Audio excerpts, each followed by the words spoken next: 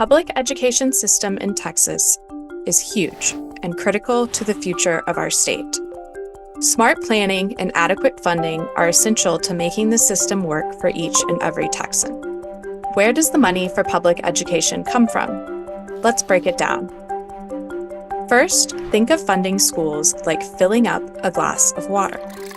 The water in the glass represents the amount of money the Texas legislature allocates to educate each student. The water is sourced from two primary pitchers. The first is school district revenue generated by local property taxes. The second is state funds, which are generated by things like sales taxes, business taxes, and lottery proceeds.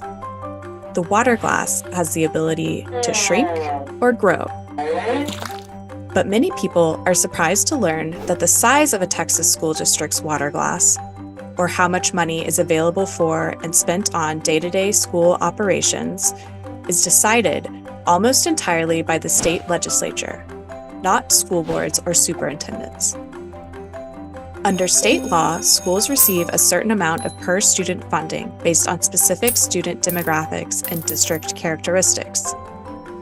Funding formulas designed by the legislature provide school districts with general operating funds, most of which cover salaries for teachers and staff.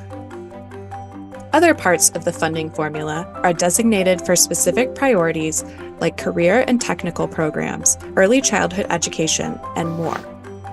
While the state legislature decides how big the water glass is, how much money the state actually contributes is contingent on the amount of local property taxes generated by a school district.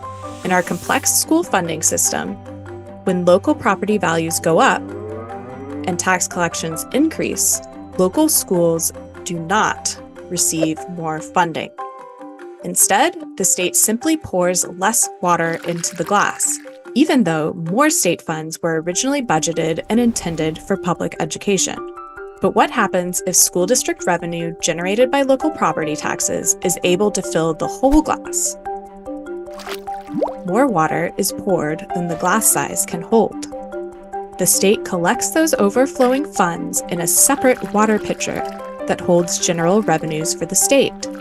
So when a school district's property tax revenues go up, those dollars are not always reinvested back into our schools.